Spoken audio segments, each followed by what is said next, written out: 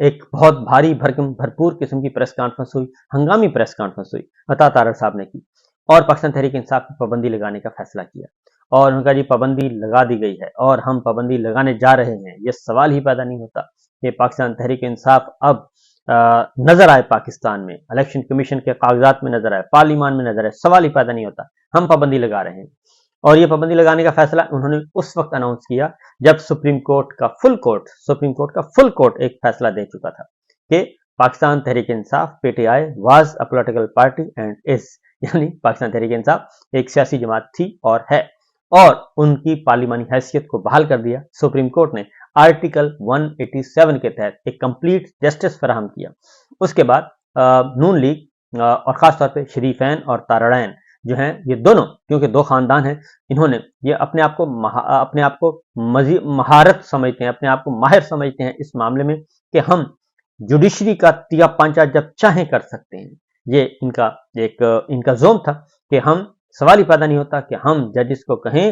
High court کے ججز کو کہیں، سپریم کورٹ کے ججز کو کہیں، انسداد دہشت گردی کی عدالتوں کے ججز کو ہم حکم دیں اور احتساب عدالتوں کے ججز کو ہم حکم دیں اور وزارت قانون بھی ہمارے پاس ہو اور ہم حکم دیں اور ججز مانے نا، یہ کیسے ہو سکتا ہے؟ لیکن یہ پہلی دفعہ ہوا کہ فل کورٹ نے انکار کر دیا سوائے قاضی صاحب کے۔ قاضی فائز عیسیٰ صاحب جو ہیں وہ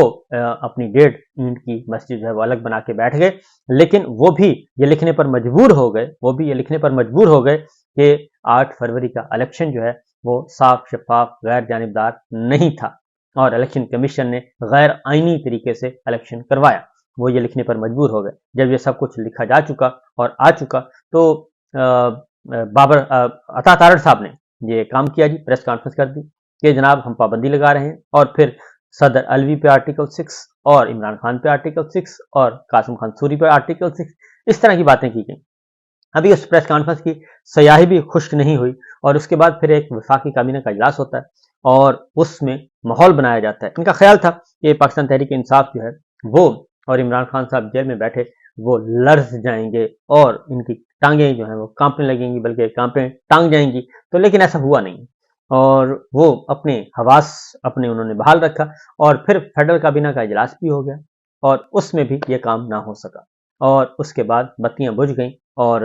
دیے جو ہیں وہ گل ہو گئے۔ اس کے بعد آج جناب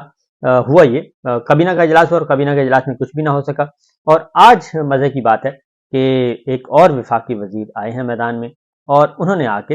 ایک بہت بڑی بھاری بھرکم پریس کانفرنس کی۔ مصدق ملک صاحب ہمارے بہت اچھے دوست ہیں، بہت نفیس آدمی ہیں اور بہت ہمبل ہیں، لیکن آج ان کا جو جوش خطابت تھا وہ ایسے لگا کہ ان کا جوش خطابت کہیں مانیٹر ہو رہا ہے، اور اسی لیے ان کو کہا گیا، حالانکہ وہ وزیر پیٹرولیم ہے اور وزیر پیٹرولیم کا کام سیاسی معاملات میں ہوتا نہیں ہے، اور اس لیے سیاسی معاملات کے لیے تو وزیر اطلاعات و نشریات ہوتے ہیں یا پھر کوئی اور سینئر وزیر آ جاتا ہے، تو وہ آتے ہیں اور وہ آ کے پھر یہ اس طرح کے کام کرتے ہیں۔ وزیر پیٹرولیم اور ان کو کہا جائے، مصدق ملک صاحب کو کہا جائے کہ جناب جائیں آپ آج آ کے آپ ٹکرا جائیں، تو ظاہر ہے ان کو کہا گیا تھا کہ آپ نے ٹکرانا ہے، تو پھر اسی جوش و جذبے کے ساتھ وہ آئے اور بہت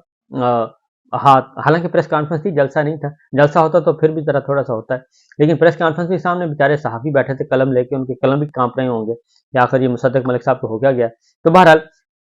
وہ آئے اور انہوں نے آ کے انہوں نے پہلے تو ذرا ماحول بنایا، ماحول بنانے کے بعد پھر انہوں نے کہا جی کہ یہ دیکھیں یہ بات کرتے ہیں، یہ دھمکیوں کی بات کرتے ہیں، یہ جلاؤ گھراؤ کی بات کرتے ہیں، اور یہ ساری باتیں کرتے کرتے پھر انہوں نے کہا کہ مصدق ملک نے کہا کہ آئیں ہمارے ساتھ بیٹھیں، بات کریں، ملک دشمن عناصر ترقی میں رکاوٹیں کھڑی کر رہے ہیں، مذاکرات کا ہم کہتے ہیں اور ہم مذاکرات کہتے ہیں، وہ دھرنے پہ جاتے ہیں، اور حکومت کو ہٹانا ہے تو ہٹا دیں۔ انہوں نے کہا حکومت کو ہٹانا ہے تو ہٹا دیں، لیکن ملک کے بچوں کا مستقبل تباہ نہ کریں۔ انتشار کی سیاست کرنے والے ملک کے خیر کا نہیں ہیں، لیکن ہم مذاکرات چاہتے ہیں، آئیں اور آ کر بات کریں۔ اور پھر انہوں نے خیبر پختونخوا کی باتیں بھی کی۔ میں نے بتایا نا کہ وزیر پیٹرولیم ہے، اور خیبر پختونخوا پہ چلے گئے کہ خیبر پختونخوا میں کیسے انہوں نے یہ بات کہہ دی کہ جناب کوئی آپریشن نہیں ہوگا۔ تو انہوں نے کہا جی کہ آپریشن نہیں ہوگا تو پھر وہاں پہ ہوگا کیا؟ لیکن جو بنیادی بات ہے وہ یہ ہے کہ صورتحال یہ ہے کہ مسلم لیگ نواز اس وقت کافی مشکلات کا شکار ہے اور اس کو کچھ سمجھ نہیں آ رہی، اور چونکہ ایک تو ہے کہ الیکشن چوری ہے، مینڈیٹ چوری ہے نمبر 1، نمبر 2 میجورٹی نہیں ہے، یعنی کہ مینڈیٹ چوری کے ساتھ بھی میجورٹی نہیں ہے، اور پاکستان پیپلز پارٹی میں نے آپ کو بتایا زرداری صاحب ہیں، اور پھر ان کے ساتھ دوسری جماعت ہے وہ ایم کیو ایم ہے، وہ بھی مینڈیٹ چوری ہے، اور ان کو بھی پتہ ہے، ایم کیو ایم کو بھی پتہ ہے، ان کو ہمارے دوستوں کو پتہ ہے کہ ان کے پاس کچھ نہیں ہے، ان کی ساری سیٹیں اے ٹو زی جو ہیں وہ چوری شدہ ہیں۔ تو زرداری صاحب کو ایک ایج حاصل ہے کہ ان کے پاس ایک صوبہ، دوسرا بڑا صوبہ ان کی حکومت موجود ہے، اور وہاں پہ وہ بڑے کمفرٹیبل بیٹھے ہیں، ایوان صدر ان کے پاس ہے، 2 گورنر ہاؤس 3 گورنر ہاؤس ان کے پاس ہیں، تو لہٰذا انہیں کوئی ایشو نہیں ہے۔ تو لیکن مسئلہ یہ ہے کہ مسلم لیگ نواز بہت مشکلات کا شکار ہے، اور اس لیے اور ان کا جو 9 مئی کا بیانیہ تھا، وہ 9 مئی کا بیانیہ بھی ٹھس ہو چکا ہے، اور غریبوں کو وہ دینے کے لیے، غریبوں تو کیا، امیر جو ہیں وہ غریب ہو چکے ہیں پاکستان میں، جو پاکستان میں امیر تھے وہ غریب ہو چکے ہیں، اللہ معاف کرے ایسا مشکل وقت کسی پہ بھی نہ آئے۔ تو وہاں پہ بجلی کے بل ہی جو ہیں وہ ہی کسی کو نہیں برداشت ہو رہے۔ اس کے بعد آتے ہیں جی، یہ تو ہے مصدق ملک صاحب، مذاکرات کی پیشکش انہوں نے کر دی، اور کچھ عرصہ پہلے جو جماعت دہشت گرد تھی، جس جماعت کو دہشت گردی کی بنیاد پہ، فورن فنڈنگ کی بنیاد پہ، اور اسرائیل اور امریکہ اور بھارت، پتہ نہیں کون کون سی ملک دشمن ایجنسیوں کے ساتھ روابط کے الزام میں اطاعت تارڑ صاحب اس جماعت پر پابندی لگا رہے تھے، اور اس جماعت کو آج سینے سے لگا رہے ہیں مصدق ملک صاحب، ایک اور وفاقی وزیر، وہ کہتے ہیں آئیں اور آ کر بیٹھیں بات کریں۔ تو یہ ہے اصل میں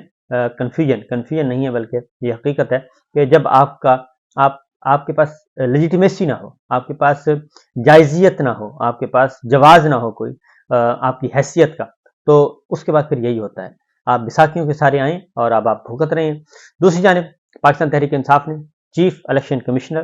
اور اس کے 4 ارکان کے خلاف باقاعدہ طور پہ یہ ریفرنس فائل کر دیا ہے، اور سپریم جوڈیشل کونسل کو ریفرنس بھیجا ہے، اور اس کا علی ظفر صاحب نے، بیرسٹر علی ظفر نے اناؤنس بھی کر دیا ہے، اور لیڈرشپ نے انہوں نے جو فیصلہ کیا تھا، بہت پہلے فیصلہ ہو چکا تھا کہ الیکشن کمیشن اپنے آئینی فرائض کی انجام دہی کے لیے مکمل طور پر ناکام رہا ہے، اور الیکشن کمیشن نے سپریم کورٹ کے احکامات کی بھی خلاف ورزی کی، کیونکہ فل کورٹ کا جو فیصلہ ہے وہ الیکشن کمیشن کے لیے کافی ہے، الیکشن کمیشن کو کیفر کردار تک پہنچانے کے لیے، کیونکہ فل کورٹ نے جو کچھ لکھنا تھا وہ لکھ دیا ہے، اور وہ اب انمٹ ہے، اسی لیے قاضی صاحب جو ہے ان کو نظر نہیں آ رہا کہ وہ کیا کریں۔ عمران خان کی ہدایت پر یہ کام کیا گیا، اس کے بعد پارٹی نے سارا جائزہ لیا، لیگل ٹیم نے جائزہ لیا، اور کمیشن نے عمران خان کو سیاست سے باہر رکھنے کے لیے پہلے سے فیصلہ کیا ہوا تھا، اور الیکشن کمیشن نے پی ٹی آئی کے خلاف تعصب پر مبنی فیصلے کیے، اور وہ ایک فریق بن گیا، بلکہ فریق نہیں، ایک سیاسی جماعت بن کر وہ سامنے آیا، اور ہم نے لکھا ہے کہ الیکشن نے پی ٹی آئی کے انٹرا پارٹی الیکشن مسترد کر دیے، بالکل کیے، 1 دفعہ نہیں، 2 دفعہ نہیں، 3 دفعہ کیے، دوسری اور تیسری مرتبہ الیکشن کرائے، وہ بھی غیر قانونی آرڈر کر کے مسترد کر دیے، اور دوسری اور تیسری مرتبہ الیکشن کرائے، الیکشن کمیشن کی جانب سے کسی دوسری جماعت کے انٹرا پارٹی الیکشن مسترد نہیں کیے گئے، اور سپریم کورٹ نے ہدایت کی تھی کہ ممنوعہ فنڈنگ کیس سے میں تمام جماعتوں کے اکاؤنٹس کی تحقیقات ہونی چاہیے، لیکن نہیں ہوئی، اور ممنوعہ فنڈنگ کیس میں دوسری جماعتوں کے نہیں بلکہ صرف پی ٹی آئی کے اکاؤنٹس کو دیکھا گیا، اور تحریک انصاف سے بلے کا نشان غیر قانونی طریقے سے لے لیا گیا، کیونکہ سپریم کورٹ آف پاکستان یہ کہہ رہی ہے کہ سپریم کورٹ کے فیصلے کی غلط تشریح کی گئی، اور غلط تشریح کر کے الیکشن کمیشن نے یہ کام کیا ہے۔ تو اب الیکشن کمیشن آئے جی میدان میں،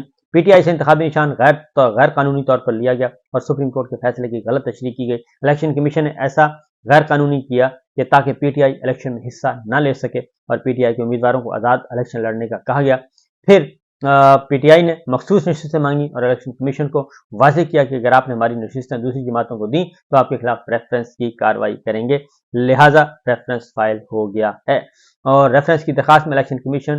سے جڑے بہت سے واقعات کا ذکر کیا گیا ہے، اور الیکشن سے پہلے، الیکشن کے دن اور الیکشن کے بعد کی دھاندلی بھی الیکشن کمیشن ملوث ہے، اور یہ ساری چیزیں جو ہیں اس ریفرنس میں اس کا ذکر ہے، اور الیکشن کمیشن عام انتخابات میں ہونے والی دھاندلی میں بھی ملوث ہے، اور فارم 45 کا معاملہ ذمہ داری بھی الیکشن کمیشن کی ہے، اور چونکہ فارم 47 اور فارم 45 اور رات 11 بجے ریزلٹس روکنا یہ الیکشن کمیشن نے روکے تھے، ان کو کہا کس نے تھا یہ تو بات کی بات ہے، لیکن روکے چیف الیکشن کمشنر اور الیکشن کمیشن کے 4 ارکان نے،